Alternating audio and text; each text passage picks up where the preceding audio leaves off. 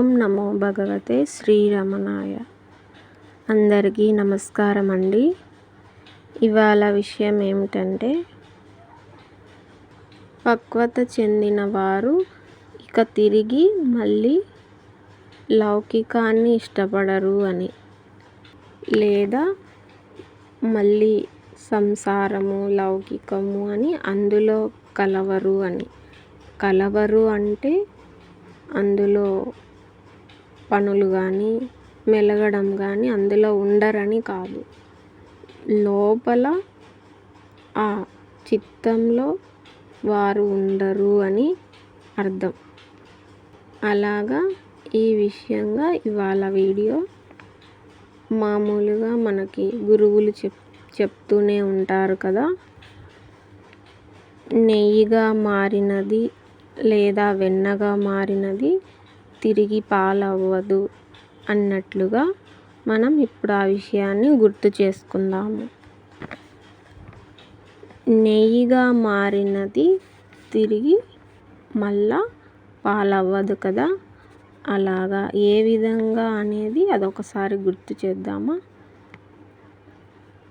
మనం మొదట పాలు కాయడము, తర్వాత ఆ పాలను పెరుగుగా మార్చుకోవడము, ఆ పెరుగు తోడు వేయడం వల్ల పెరుగు అవుతుంది, ఆ పెరుగు పెరుగుగా మీగడ కడుతుంది, ఆ మీగడ కట్టిన పెరుగును చిలికితే వెన్న వస్తుంది.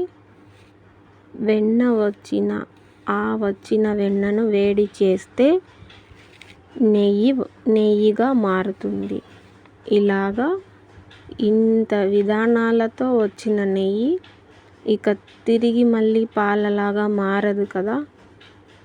అలాగే వెన్నగా ఉన్నది తిరిగి మళ్ళీ ఆ మజ్జిగలో కానీ తిరిగి కలవదు కదా, విడిపడింది కదా. ఇంకా వెన్న అనేది ఆ మీగడ అనేది అలాగా ఆ విధంగా మనం ఈ ఆధ్యాత్మికంగా పక్వత చెందితే, అలా పక్వత చెందిన వారం ఎవరైనా ఇక తిరిగి మళ్ళా ఆ లౌకికం అనేది ఇష్టపడము. అలాగే అందులో లీనం అవ్వడానికి ఎప్పటికీ ఇక మనం తిరిగి ఆలోచన కూడా వెళ్ళదు. ఎందుకంటే మనకు ఏ విషయమైనా ఏ విధానంలోనైనా ఇలా మనకి వెంటనే అర్థం అవుతుంది. ఏది పట్టుకున్నా ఇదే కదా, ఇది నిజం కాదు కదా అన్నట్లుగా అర్థం అవుతుంది. ఉదాహరణకి మనం ఎలా అంటే, ఈ సృష్టి అంతా కనిపిస్తూనే ఉంటుంది మనకి, అది నిజం కాదు అని అనలేము కదా. ఈ సృష్టి కనబడుతూనే ఉంటుంది, కానీ అది కదులుతూ మారుతూ పోతూనే ఉంటుంది. అలా కదిలే ఆ సృష్టిని మనం నిజమని నమ్మలేము, కంటికైతే కనబడుతుంది. అలాగే కదిలే వాటిని మనం సత్యం అనుకోరాదు. ఆ కదిలే వాటికి ఆధారంగా సత్యంగా ఏది ఉందో దాని మీద మన దృష్టి ఉండాలి అన్నట్లుగా మనకు అర్థమైపోతుందన్నమాట. ఆ పక్వత చెందిన తర్వాత మనకు ఒక ఫ్రెండ్ ఉన్నారనుకోండి, వారు బాగా క్లోజ్గా స్నేహంగా ఉన్నన్ని రోజులు ఉన్నారు, మనం కూడా వారితో బాగానే ఉన్నాము. కొద్ది రోజులుగా కొంతకాలం తర్వాత వారిలో మార్పు వచ్చింది. తక్కువ చేయడం, తక్కువగా కలవడం, లేదంటే ఏదైనా కారణాల వల్ల కల్పించుకుని అవతల వారు మారిపోయారు. మనం మారకపోయినా వారు అలా మారిపోయారు. అలా మారిపోయిన వారిని, సరే ఈ ఫ్రెండ్ వద్దు నాకు, ఇంకొక ఫ్రెండ్ని నేను ఫ్రెండ్గా చేసుకుంటాను అని ఇంకొక ఫ్రెండ్ని మళ్ళీ మొదలుపెట్టి, మళ్ళీ ఆ ఫ్రెండ్ను కంటిన్యూ చేసుకొని స్నేహంగా మరలా కూడా వారు నిజమే అని కొంతకాలం తర్వాత వారిలో కూడా ఏదో ఒక అభిప్రాయం రావడము మన వల్ల కావచ్చు, వారి వల్ల కావచ్చు, ఏదైనా కానీ మనం గమనించే దాన్ని బట్టించి మనకు అర్థమవుతుంది కదా ఈ సృష్టి అనేది. అలాగా అవతల వారు కూడా మళ్ళీ ఇంకొక ఫ్రెండ్ కూడా మళ్ళీ అలానే చేసే ఒక అవకాశం ఉంటే, మళ్ళీ వారు కూడా ఇలానే ఉన్నారు అని అనుకుంటే, అప్పుడు ఒకసారి అయిపోయింది, ఫ్రెండుని వేరే ఫ్రెండ్గా మార్చుకున్నాము, మళ్ళీ రెండోసారి కూడా ఇలానే జరిగింది అని అంటే, మనం ఖచ్చితంగా ఉన్నప్పటికీ అవతల వారు మారిపోతున్నారు అని అంటే, అది అనుభవం అయిన వారికి మాత్రమే అర్థమవుతుందన్నమాట. అయితే ఇక ఒకరు కాదు, ఇద్దరు కాదు, ఇలా మార్చుకుంటూ ఫ్రెండ్స్ని చేసుకుంటూ వెళ్ళడం కాదు. ఇది ఆలోచించవలసిన ఒక విషయం. అంటే ఈ సృష్టిలో అంతా అలానే ఉన్నారు. అలాగా ఎవరైనా ఉండవచ్చు. ఉదాహరణకి ఫ్రెండ్గా చెప్పుకున్నాము. ఎవరైనా బంధువులు కావచ్చు, అత్తమామలు కావచ్చు, లేకపోతే ఇంకా ఏ వరుస అయినా కావచ్చు. బంధువులు అంటే అందరూ కలుస్తారు కదా. ఇలా ఎవరైనా బంధువులు అంటే అందరూ.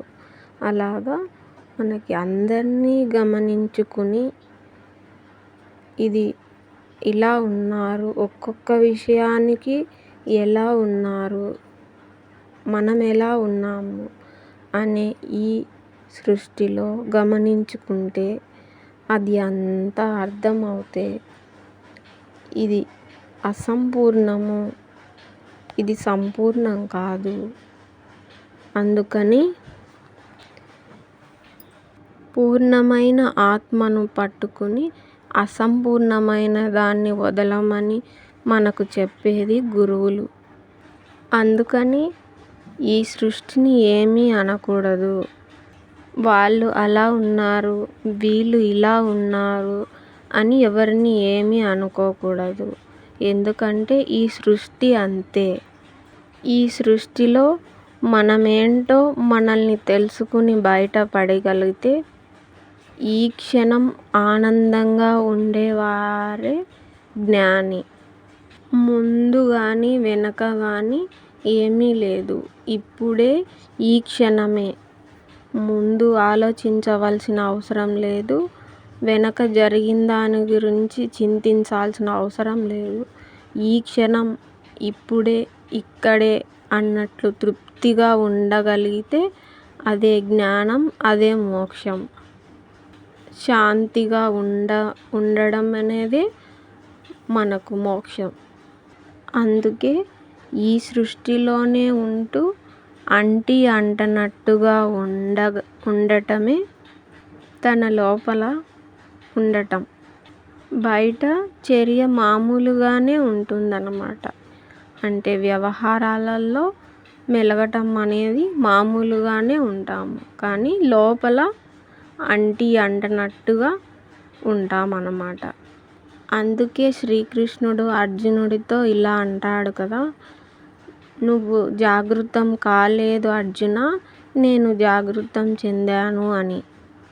ఆ స్థితిలో శ్రీకృష్ణుడు ఉంటాడన్నమాట.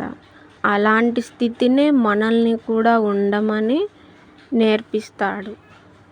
ఈ సృష్టిలో మనకు అర్థమైపోయి ఉంటే, మనం గమనించింది మనకు అర్థమైన తర్వాత ఇక జరగబోయేది ఏదైనా మనకు అర్థం అవుతుంది. అవతల వారి గురించి అర్థం అయిపోయి ఉంటుంది కదా. అంటే మనల్ని గురించి, మన ఆత్మ గురించి మనం తెలుసుకున్నప్పుడు అది అవతల యువతల అంతా ఒక్కటే. ఈ సృష్టి ఇలా అసంపూర్ణమైనది, ఇలా అసత్యముతోనే మాయ కలిసి ఉంటుంది. ఈ మాయలో ఉన్నవారే మనకి మాట్లాడుతూ ఉంటారు ఇలా. వారు మాయననేది మనకు గురువులు అజ్ఞానం అని చెప్తారు. మనకు ఆ మాయలో లేకపోతే మనం జ్ఞాని అని, జ్ఞానం వచ్చింది, జ్ఞానం కలిగింది అని మనం చెప్పుకుంటాము. ఆ విధంగా ఆ విధంగా పక్వత చెందిన తర్వాత మనం ఇక వెనక్కి వెళ్ళము. అంటే ఆత్మలోకైతే వెనక్కి వెళ్తాము, బయటకి వెళ్ళము అని చెప్పుకోవచ్చు ఈ విషయాన్ని. ఇక తిరిగి పాలగా మారము. జ్ఞానం అనేది మనకు లభించి ఉంటుంది కాబట్టి మనకన్నీ అవి మన గురువులు మామూలుగా చెప్పే ఒక వాక్యాన్ని మనకు ప్రవచనం గురువులు కూడా చెప్తూ ఉంటారు. చాగంటి గురువుగారు కానీ, గరికపాటి గురువుగారు కానీ, ఇంకా మహానుభావులు కానీ మామూలుగానే మనకు అందజేస్తూ ఉంటారు ఒక వాక్యాన్ని. మనకి యోగులు, గురువులు ఈ సృష్టిలో ఉన్న ఈ ఏదైతే మాయతో కూడి ఉన్నాయో ఈ ఆశలు అనే ఒక విషయాలు, ఈ విధానాలు అవన్నీ కాకి రెట్టతో సమానంగా భావించుతారు గురువులు అని అంటారు కదా. ఆ విధంగా మనకు అది అనుభవంలో లేనంత వరకు మనకు ఆ పదానికి అర్థం తెలియదు. కానీ మనకి ఈ అనుభవాలన్నీ, మనకి మాయ ఇది అంతా ఉట్టి నాటకమే, ఈ సృష్టి అంతా నాటకమే అని మనకి ఎప్పుడైతే అర్థమవుతుందో, అంటే ఎవరికి ఎవరైనా భార్య, భర్త, పిల్లలు, అత్త, మామ, అన్న, అక్క, చెల్లి, తమ్ముడు ఇలా ఎన్ని బంధాలైనా సరే వారి నుంచి దగ్గరగా చూస్తే అవి బాగా అర్థం అవుతాయన్నమాట. ఇది నిజం కాదు, ఎప్పటికప్పుడు మారిపోతూనే ఉంటాయి. అలాగ మనం గమనించిన తర్వాత అర్థమైపోతుంది కాబట్టి ఇక తిరిగి మళ్ళీ మాయలో పడే అవకాశం అనేది ఉండదు. అంటే వారిలో కలవము అని కాదు కదా, వారిలోనే ఉంటాము అంటనట్టు. ఇది నిజం కాదు, తాత్కాలికమైన ఒక సంతోషాలు మాత్రమే ఇవి. నిజమైనదైతే ఎప్పటికీ ఉంటుంది, ఆ హాయి ఎప్పటికీ ఉంటుంది. నిద్రలోనైనా ఉంటుంది, మనం మెలకువగా ఉన్నప్పుడైనా ఉంటుంది. అదే ఆ జ్ఞానము, అదే ఆ ప్రశాంతత, అదే ఆ శాంతి, అన్నీ అదే అయినప్పటికీ అదే సత్యముగా మనకు అర్థమవుతుంది. ఇలా మనకు అర్థమైనప్పటికీ తిరిగి మళ్ళా పాలగా మారము.